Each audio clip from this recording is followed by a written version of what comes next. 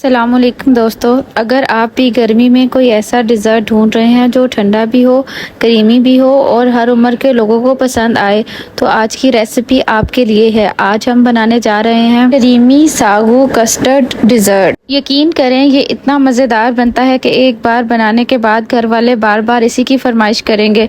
और सबसे अच्छी बात ये है कि ये डिज़र्ट बनाना बहुत ही आसान है और ज़्यादा मेहनत भी नहीं लगती। और लास्ट में मैं आपको बताऊंगी एक ऐसी टिप जिससे आपका कस्टर्ड कभी भी पानी नहीं छोड़ेगा, इसलिए वीडियो आखिर तक ज़रूर देखें। चलें तो आज की मज़ेदार रेसिपी को शुरू करते हैं। सबसे पहले साबूदाने को अच्छी तरह से धोकर आधे घंटे के लिए भिगो के रख दिया था। अब हम इसे अच्छी तरह से पका लेंगे। याद रहे कि सागू को इस वक्त तक पकाएं जब तक कि इसके दाने बिल्कुल शफाफ ना हो जाएं। यही इस डिज़र्ट की खूबसूरती है, क्योंकि सही पका हुआ सागू ही हर चम्मच को मज़ेदार बनाता है। अब एक दूसरे बर्तन में दूध गर्म कर लेंगे।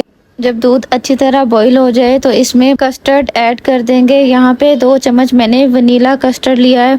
एक प्याली में मैंने थोड़ा सा दूध निकाल लिया था। अब इन 2 चम्मच वनीला कस्टर्ड को अच्छी तरह से मिक्स कर लेंगे। यहाँ पे आप अपनी मर्जी का किसी भी फ्लेवर का कस्टर्ड यूज कर सकते हैं। दूध यहाँ पे अच्छी तरह से बॉईल हो चुका है। अब इसमें कस्टर्ड पाउडर शामिल करेंगे और मुसलसल हिलाते जाएंगे ताकि गुठलियाँ ना बने। देखते ही देखते दूध गाढ़ा और सिल्की क्रीमी होने लगेगा और इस वक्त इसकी खुशबू सारे किचन में फैल चुकी है। साथ ही इसमें 4 टेबल स्पून भर के मैंने चीनी ऐड कर दी है। आप अपनी ज़रूरत के मुताबिक या हस्बे जायका चीनी कम या ज़्यादा ऐड कर सकते हैं। साथ ही एक पैन में 2 कप पानी लेंगे और किसी भी फ्लेवर की जेली यहाँ पे इस्तेमाल कर सकते हैं। यहाँ पे मैंने मैंगो फ्लेवर की जेली यूज़ की है। कस्टर्ड हमारा बिल्कुल तैयार हो चुका था। अब उसको मैंने फ्रिज में ठंडा होने के लिए रख दिया है। साथ ही हमारी जेली भी बस तैयार होने वाली है। जैसे ही हमारी जेली बन जाएगी, इसको भी हम थोड़ी देर के लिए फ्रिज में ठंडा होने के लिए रख देंगे ताकि जेली अच्छी तरह से जम जाए। कस्टर्ड को मैंने 1 घंटे के लिए फ्रीजर में रख दिया था। कस्टर्ड हमारे पास ठंडा हो गया है। अब इसमें साबूदाना के क्रिस्टल्स ऐड कर देंगे, जो कि हमने छान के पानी से अलग कर लिए थे। चम्मच की मदद से आहिस्ता आहिस्ता मिक्स करते जाएंगे और ये बहुत ही खूबसूरत और क्रीमी सा टेक्सचर बन जाएगा हमारे पास। यकीन करें कि ये रेसिपी बनाने में बहुत ही आसान है और बच्चे बूढ़े सबको ये बहुत ज़्यादा पसंद आने वाली है। अब बारी है फ्रूट्स की, जो कि मैंने कटिंग कर ली है। मैंगो का सीज़न है, इसलिए मैंने मैंगो ऐड किया है और साथ ही बनाना। आप अपनी मर्जी के कोई भी फ्रूट्स ऐड कर सकते हैं। साथ ही जेली भी हमारी तैयार हो गई है। इसकी कटिंग कर लेंगे बारीक बारीक क्रिस्टल्स की तरह। हम इसकी शेप बना लेंगे। ये देखें, इस तरह से कितने खूबसूरत और मज़ेदार जेली हमारी बनके तैयार हुई है। अब इसे सर्विंग बाउल में निकालेंगे।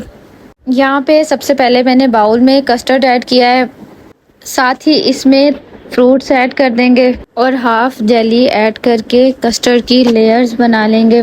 देखने में ये कस्टर्ड कितना खूबसूरत और खाने में इससे भी ज़्यादा मज़ेदार है। और हर चम्मच क्रीमी कस्टर्ड, नरम सागू और ताज़ा फ्रूट्स का बेहतरीन और मज़ेदार कम्बिनेशन है। अगर आप ईद, बर्थडे या फैमिली डिनर या किसी ख़ास मौका पर आसान और ख़ूबसूरत डिज़र्ट बनाना चाहते हैं तो ये रेसिपी ज़रूर आजमाएं। यकीन करेंगे सबको बहुत ज़्यादा पसंद आएगी। जब भी आप ये रेसिपी बनाएं तो इस डिज़र्ट को फ्रीज़र में 2 से 3 घंटे के लिए ठंडा कर लें। इससे इसका मज़ा दुगना हो जाएगा। और आज की टिप में मैं आपके साथ शेयर करूंगी कि जब भी आप कस्टर्ड बनाएं तो इसको ठंडा करके फिर इसमें फ्रूट्स वगैरह ऐड करें, वरना आपका कस्टर्ड पानी छोड़ जाएगा। लास्ट में जेली, बादाम, पिस्ता, काजू या अपनी पसंद के ड्राई फ्रूट से गार्निश करें। अगर आज की रेसिपी पसंद आई हो तो वीडियो को लाइक करें, अपने दोस्तों और फैमिली के साथ शेयर करें। और अगर अभी तक जायका वैली को सब्सक्राइब नहीं किया तो अभी सब्सक्राइब करें। अल्लाह हाफिज़। मिलते हैं अगली मज़ेदार रेसिपी के साथ।